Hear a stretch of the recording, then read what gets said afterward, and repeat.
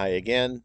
Philip's been doing a series on cartoonizing using filters, and I just thought I'd mention our built-in out-of-the-box cartoonizing filter, which is under the noise filter, the noise filter menu, and it is called bilinear noise removal. And it is a noise removal filter, but it does have an additional function of cartoonizing under given conditions.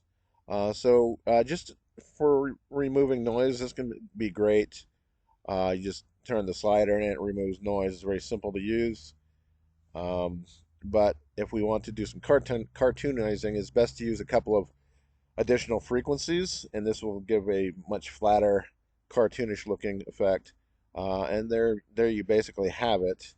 You have some control over how sharp the edges are and that sort of thing, but it can be used to make very cartoonish looking types of effects. So I'm gonna hit OK on that, and there's some other things we can do with that. I'll store a copy, and we can go back to the original. And Philip has already mentioned some other things, such as using the adaptive threshold filter. And I'll just turn that on. I'll set the block size to the smallest, and we'll find a good area in there, say right about there. Just slightly right about there, maybe. Hit OK, and I will combine these two. So I'll use a layer in this case and just combine this on top of that. And that is basically some really, really simple cartoonizing we can do. There's other things we can do to this, of course. Um, some useful things we could clean up these edges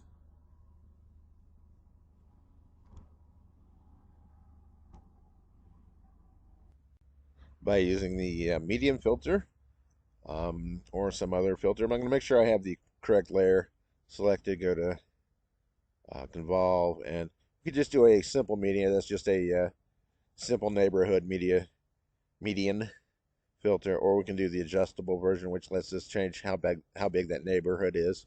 So adjustable median, and this just basically will sort of clean those edges up for us. And it just really depends on what you want. If you want really stylized looking, or if you want very detailed looking edges, that's up to you. There's some other things we could do to clean that up. Instead of using the median filter, we could blur this and then sharpen it again, and I'll explain that momentarily.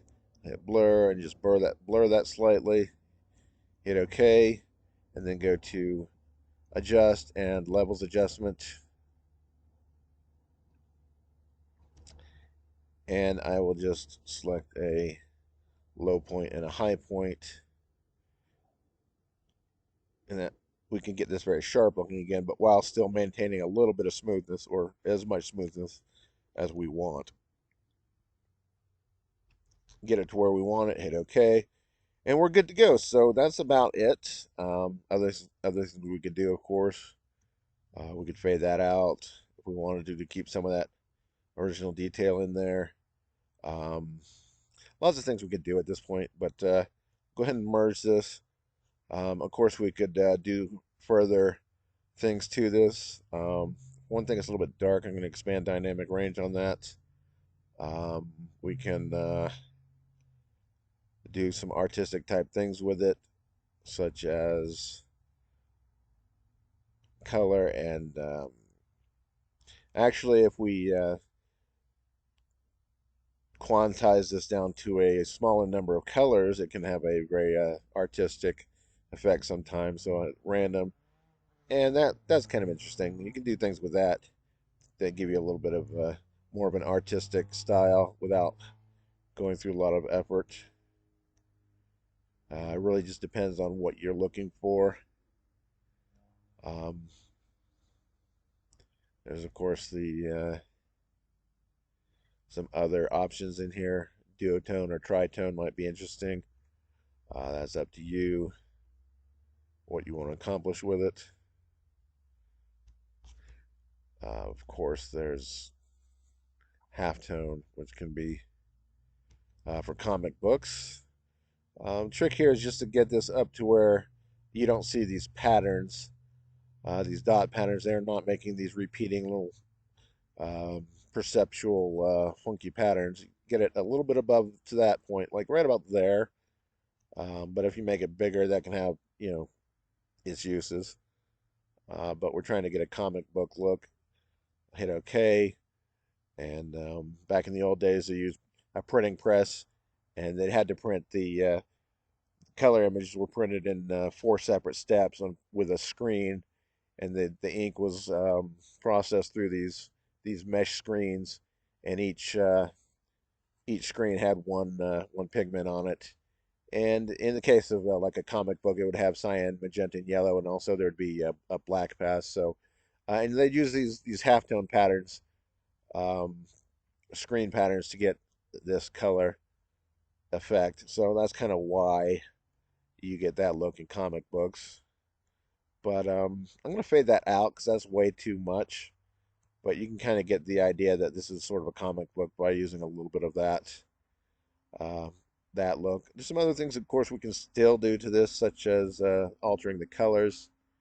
I rather like the cinemascopic filter for doing this. It can get you some nice artistic type results just by experimenting with it.